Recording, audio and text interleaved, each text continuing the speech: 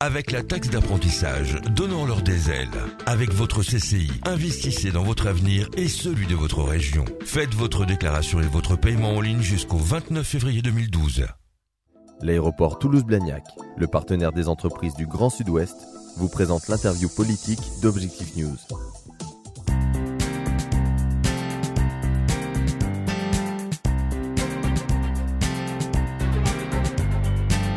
Bonjour à tous et bienvenue pour ce nouveau rendez-vous fixé par Objectif News, un rendez-vous politique hebdomadaire qui nous mènera jusqu'aux élections législatives de juin prochain.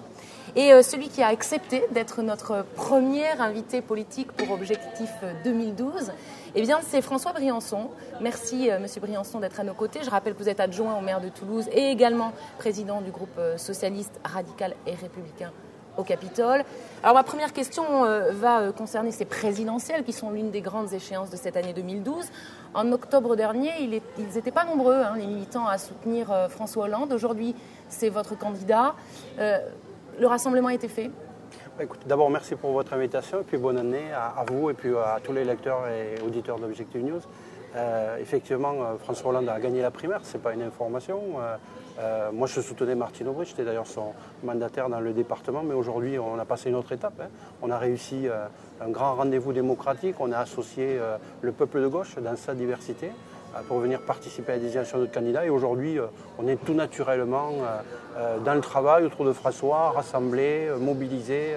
On est dans la perspective du combat avec la droite. Est-ce que Toulouse comptera dans cette élection présidentielle? Je veux dire par là que vous disiez que vous aviez vous-même soutenu Martine Aubry, mais c'est le cas de toutes les personnalités politiques du département et de la région. Est-ce que ça peut être pénalisant pour une ville comme Toulouse dans cette campagne et dans cette course à la présidentielle? Non, pas du tout. Pierre Cohen, le maire de Toulouse, fait partie du conseil politique des 50 personnes autour de François Hollande qui travaillent à l'organisation de la campagne. Donc il est au sein même de l'organisation, je dirais, maire qui pilote la campagne électorale. Puis Toulouse, c'est la 4e ville de France, c'est une ville de gauche, de tradition.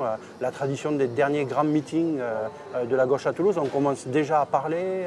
Donc non, Toulouse comptera, sera présente à sa place dans cette campagne-là et avec force surtout. Vous nous avez mis l'eau à la bouche. Des meetings à Toulouse pour cette présidentielle? On peut oui, en savoir forcément. Un peu plus? Oui, forcément. Là, je vous dis, la tradition, c'est de faire à Toulouse le dernier meeting, ou un des derniers meetings de la campagne, et je pense qu'il en sera de même cette fois. On commence déjà à y réfléchir.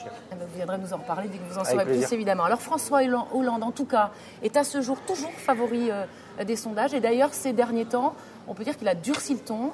Il est réellement entré en campagne. Il prend position, il affirme un certain nombre de choses, et notamment sur la TVA sociale, qui est, je crois qu'on peut le dire comme ça, désormais défendue par le gouvernement. Or, ce concept de TVA sociale était, en tout cas au moment des primaires, la solution, selon Manuel Valls, devenu depuis d'ailleurs le directeur de la communication de François Hollande. Il n'y a pas un problème là-dedans?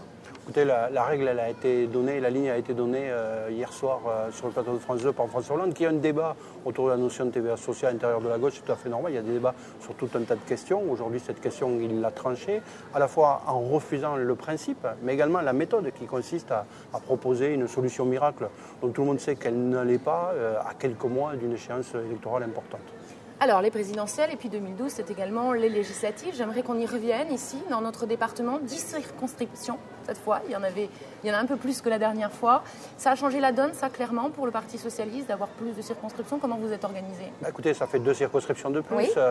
On a surtout, nous, dénoncé la façon dont s'est fait le découpage électoral, mené de main de maître par les opérateurs politiques de l'UMP et de Nicolas Sarkozy, de façon à essayer, dans ce département qui vote traditionnellement à gauche, de rendre les choses plus difficiles pour la gauche, voire de réserver ou d'essayer de réserver pour l'UMP des circonscriptions plus faciles, comme c'est le cas sur celle où veut se présenter Jean-Luc Moudin. Alors on va en parler justement de cette circonscription-là. C'est la 3e circonscription. Alain Fiola, socialiste, qui est le maire de Balma, dénonce l'attitude du Parti socialiste en disant, et je le cite, que le PS fait le lit de Jean-Luc Moudin, dont la véritable ambition n'est pas de siéger à l'Assemblée, mais d'utiliser ce prestigieux strapontin électoral en cas de victoire pour repartir à la conquête du Capitole. Il reproche au Parti socialiste de ne pas imposer un candidat socialiste à Jean-Luc Moudin et de laisser la place à un candidat vert. Qu'est-ce que vous pensez de tout cela? Je partage la position d'Alain Fiola, je l'ai dit en son temps au sein de mes instances, puisqu'on a eu un débat sur cette question. Une décision a été prise par notre direction nationale qui est autre. Je la regrette parce qu'effectivement, on rentre dans le jeu qui était celui de la droite, c'est-à-dire de favoriser une éventuelle reconquête de Toulouse, hypothétique bien sûr par Jean-Luc Moudenc, en lui donnant un strapontin politique et en lui favorisant une élection législative, élection qu'il a toujours eu du mal à avoir sur des élections au suffrage direct devant les électeurs. Donc je peux comprendre le courroux et l'amertume d'Alain Fiola. Alain Fiola pourrait aller plus loin et se présenter ? Ça lui appartient. Aujourd'hui, on est dans l'élection présidentielle. Et auquel cas, vous le soutiendrez ? On est aujourd'hui dans l'élection présidentielle. Après, chacun prend ses responsabilités. Moi, j'ai l'habitude de prendre les miennes comme Alain Fiola. Et on les prendra, effectivement, si on est amené à considérer que la candidature et la façon dont se passe cette élection sur cette circonscription met en danger le travail que nous faisons à Toulouse. Alors, autre coup de projecteur rapidement sur la 9e circonscription cette fois. On s'attendait à un duel entre femmes. On a plutôt assisté à une guerre entre femmes, et en l'occurrence entre Nadia Pelfig, qui est conseillère régionale, et puis quelqu'un que vous connaissez bien, puisqu'elle est adjointe au maire de Toulouse, c'est Anne Kreissack. Le BNA est intervenu, le scrutin a été invalidé, Paris est en train de trancher la question. On en est où ? On parle d'un parachutage sur cette 9e circonscription. Je les connais toutes les deux très bien. Ce sont deux personnes de valeur, deux élus qui ont prouvé qu'elles étaient en capacité, l'une et l'autre, de remplir ce mandat, en tout cas d'être candidate pour la gauche à cette élection, pour le Parti socialiste à cette élection. Anne Kreissack a gagné cette désignation, en tout cas c'est ma lecture. Aujourd'hui elle est contestée, on parle de parachutage, on verra. Moi ce que je souhaiterais c'est que la parole des militants, toute simple, soit respectée. Il y a une victoire serrée, mais une victoire d'Anne Kreissack, et donc elle doit être investie, on doit se rassembler autour d'elle et tout simplement se mettre au travail.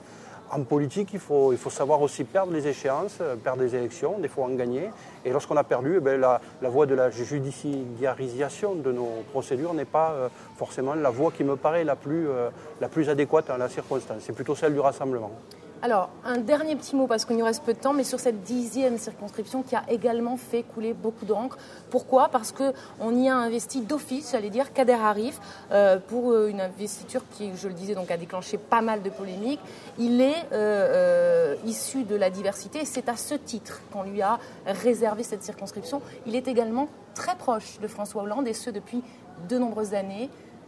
Qu'est-ce que vous pouvez rajouter sur cette polémique ? Je trouve ça très bien. Moi, je trouve ça très bien que le Parti socialiste, à un moment donné, fasse l'effort, en bousculant peut-être les habitudes, les procédures, de permettre l'implantation de personnes qui sont issues de la diversité. Alors, comme Kader, qui en plus est quelqu'un qui a prouvé sa compétence, qui est déjà un parlementaire européen renommé, écouté, qui travaille, reconnu par les populations. Ancien fédéral du PS 31 voilà, d'ailleurs. Ancien patron du PS, je travaillais avec lui très longtemps.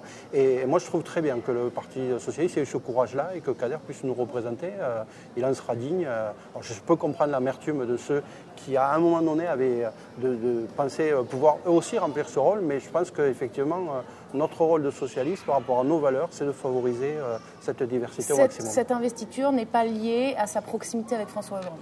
Je pense que cette investiture, elle est surtout liée au travail qu'il a effectué, à son implantation et à la capacité qu'il a d'être député. Merci François Briançon. Merci à très beaucoup. vite sur Objectif 2012.